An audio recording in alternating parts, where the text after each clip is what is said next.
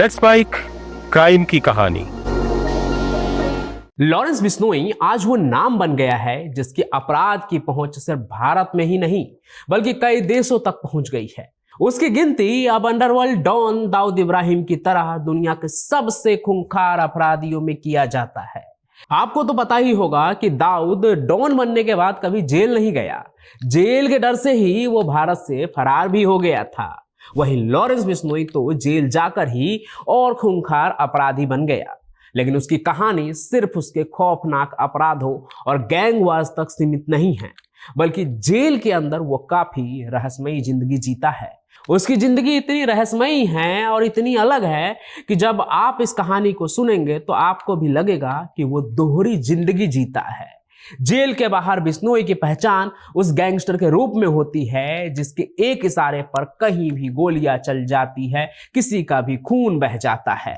लेकिन साबरमती जेल में बंद बिश्नोई जेल की चार दीवारों के अंदर एकदम अलग जीवन जीता है। जेल के अंदर उसकी जिंदगी एक ऐसी जिंदगी है जिसे अगर आप देख लेंगे तो कहेंगे ये तो साधु आदमी है, देशभक्त है, मासूम है, इसे जेल के अंदर क्यों रखा है, बाहर निकालो। तो सवाल यह है कि दुनिया को बंदूक की नोक पर नचाने वाला लॉरेंस बिश्नोई जेल के अंदर साधु वाली जिंदगी क्यों जी रहा है। सरफरोशी की तमन्ना अब हमारे दिल में है, देखना है जोर कितना बाजुए कातिल में है। क्या है इसके पीछे का खेल? और इस रहस्यमयी जिंदगी के एक सबसे बड़ा रहस्य है उसका मौन व्रत। अब क्यों जेल के अंदर वो मौन व्रत रखता है और क्यों एक उसके मौन व्रत रखने से किसी की जान चली जाती है? आखिर क्या है लॉरेंस बिश्नोई का बाहर और अंदर की दोहरी जिंदगी? आइए आपको एकदम डिटेल में बताते हैं। देखिए, गुजरात के सबसे सुरक्षित जेलों में से एक है साबरमती जेल। लॉरेंस बिश्नोई को इसी जेल के अंदर रखा गया है। ये जेल उसी राज्य में आता है जहां से हमारे देश के गृह मंत्री अमित शाह आते हैं। और गृह मंत्रालय बोले तो शासन प्रशासन के हेड, और गृह मंत्रालय के आदेश पर ही लॉरेंस बिश्नोई को साबरमती जेल के अंदर एकांतवास में रखा गया है। जेल के अंदर बिश्नोई अंडा सेल में रखा गया है। ये अंडा सेल उन कैदियों के लिए बनाया गया है जो बहुत ज्यादा खतरनाक होते हैं, जैसे कि कोई आतंकवादी और संगठित अपराधों को ऑपरेट करने वाला कोई क्रिमिनल। इस सेल में ना कोई दूसरा कैदी अंदर आ सकता है और ना ही लॉरेंस किसी दूसरे अपराधियों से कांटेक्ट कर सकता है। कहते तो है इस सेल के अंदर बाहर से रोशनी भी ना के बराबर ही आती है, मतलब बाहर के दुनिया से भी नो कांटेक्ट। तो लॉरेंस बिश्नोई जिस अंडा सेल में रहता है उसके बाहर 24 घंटे सुरक्षा कर्मी भी तैनात रहते हैं। वो इसलिए ताकि उस पर नजर रखी जा सके और कोई बाहरी से लॉरेंस का संपर्क नहीं हो पाए। कुल मिलाकर कहूं तो उसका सेल एकदम अलग थलग है, जहां से बाहर निकलने की परमिशन भी उसे सिर्फ खास समय पर ही मिलती है। अब जरा लॉरेंस बिश्नोई की दिनचर्या क्या है, डेली रूटीन क्या है, उसे भी सुन लीजिए। लॉरेंस बिश्नोई का रोजाना रूटीन भी आम कैदियों से बिल्कुल अलग है। वो सुबह जल्दी उठकर साधना और ध्यान करता है। कहते तो ये भी है कि वो अपने सेल के अंदर पूजा पाठ भी करता है। जेल के अंदर वो ज्यादा अन्न नहीं खाता है, बल्कि दूध, दही और फल जैसे चीजों को ही ज्यादा वो खाता है। वो भी उसे सुबह 6 बजे से 12 बजे और शाम को 3 बजे से 6 बजे के बीच में ही मिलता है। खाने पीने के अलावा लॉरेंस बिश्नोई फिजिकली फिट रहने के लिए कई घंटों तक एक्सरसाइज भी करता है और जब कभी मौका मिलता है तो वो बैडमिंटन भी खेलता है। आपको ये सुनने में अजीब लग सकता है कि जिसने बाहरी दुनिया में इतनी तबाही मचाई हो वो जेल के अंदर इस तरह की साधु जैसी जिंदगी कैसे जी रहा है, जहां पूजा पाठ और देशभक्ति है। असल में ये लॉरेंस बिश्नोई का वो रूप है जो वो दुनिया वाले को दिखाने के लिए रखता है।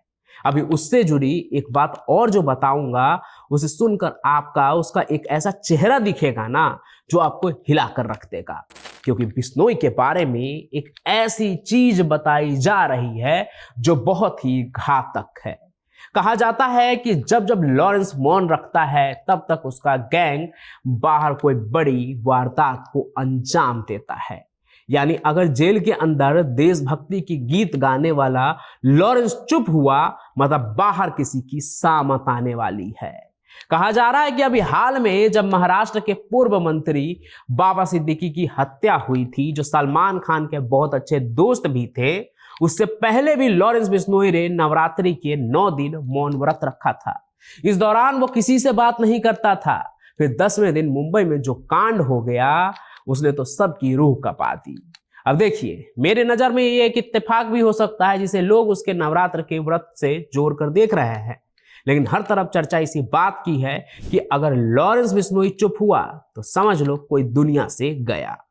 लेकिन यहां एक सवाल यह भी है कि जब साबरमती जेल के अंदर सब इतना टाइट है, फिर बिश्नोई गैंग का नेटवर्क इतना मजबूत कैसे है कि जेल के अंदर रहते हुए भी वो बाहर की दुनिया पर अपना पूरा कंट्रोल बनाए रखता है। जब वो तिहाड़ जेल में था तब भी वो मोबाइल फोन इस्तेमाल करके अपने गैंग से कांटेक्ट करता था। खबरें आती रहती थी इसकी भी। जयपुर जेल से तो इंटरव्यू देने की भी खबर जोरों पर थी, खूब हंगामा हुआ था। लेकिन ये सब कुछ वो साबरमती जेल में कैसे कर रहा है, जहां उसकी सिक्योरिटी एकदम टाइट होने का दावा किया जाता है। ईद के वक्त भी उसका एक वीडियो वायरल हुआ था जिसमें वो पाकिस्तान के एक गैंगस्टर को ईद की बधाई दे रहा था, और इस एक वीडियो ने साबरमती जेल की पूरी सच्चाई बाहर ला दी। और यह भी साबित हो गया कि जेल चाहे जो भी हो, सिक्योरिटी चाहे कितनी भी टाइट क्यों ना हो, बिश्नोई सिस्टम के हलक में हाथ डालकर अपना गैंग जेल से चला ही लेगा। हालांकि साबरमती जेल प्रशासन ने इस वीडियो को पुराना बताते हुए मामले से पल्ला झाड़ लिया, लेकिन यह बात जग जाहिर है कि बिश्नोई जैसे खतरनाक अपराधियों के लिए जेल की दीवारें कोई खास मायने नहीं रखती है। लेकिन जब लॉरेंस इतना ही खतरनाक है तो पूजा पाठ, साधना, तपस्या और देशभक्ति का दिखावा क्यों? वैसे तो ये सब चीज काफी पर्सनल मैटर है, लेकिन बाहुबली और गैंगस्टर का ये बहुत ही पुराना हथकंडा है। खुद को रॉबिन हुड बनाना। मुख्तार अंसारी से लेकर शहाबुद्दीन, ब्रिजेश सिंह और आनंदपाल और यहां तक कि दाऊद, सबके सब खतरनाक बाहुबली गैंगस्टर या डॉन थे। लेकिन एक तबका आज भी उनके सपोर्ट में आपको खड़ा मिलेगा और उनकी अच्छाई गिनाएगा, उनको भगवान या देवता बताएगा। ठीक ऐसा ही लॉरेंस बिश्नोई के केस में ही है। शायद वो अपने देशभक्ति गीत और धार्मिक चोला के अंदर अपना अपराध छुपा कर रखना चाहता है, तभी तो ऐसे कई सारे लोग हैं जो उसके सपोर्ट में खड़े होते हैं, जो उसके अपराध को नहीं देखते, लेकिन दूसरे तरफ उसके देशभक्ति गाने और उसके पूजा पाठ को देखकर उसे सपोर्ट करते हैं। लेकिन ये नहीं देखते कि एक लॉरेंस बिश्नोई की वजह से देश के कोने कोने में कितना खून बह रहा है। बाकी लॉरेंस बिश्नोई तो अपनी एक दोहरी छवि बना ही रहा है।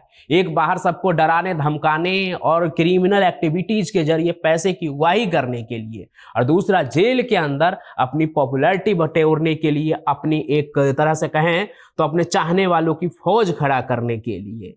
बाकी इन सभी चीजों पर आपका क्या कहना है? क्या आपको भी लगता है कि लॉरेंस बिश्नोई दोहरी जिंदगी जी रहा है या फिर अपनी एक अलग पहचान बना रहा है? इन सभी चीजों पर आप क्या सोचते हैं? कमेंट करके जरूर बताइए। साथ ही साथ इस कहानी को लाइक कीजिए, ज्यादा से ज्यादा शेयर कीजिए, हमारे इस चैनल को सब्सक्राइब भी जरूर कर लीजिए। बाकी मैं पंचम प्रकाश आपसे मिलता रहूंगा किसी और सफर में, किसी और कहानी के साथ।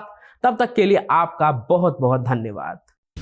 आप सुन रहे थे let's mike more than radio. Follow कीजिए हमें हमारे सोशल मीडिया प्लेटफॉर्म्स पर। It's time for news. It's time for More Than Radio. Presenting the first radio news app, Let's Mic. Let's Mic, a news-based app on your phone where you get to watch and listen news, talk shows, interviews, radio show podcasts. On Let's Mic, you get all relevant information of TV, print, radio, podcast, and digital. Let's Mic talks about every segment of life.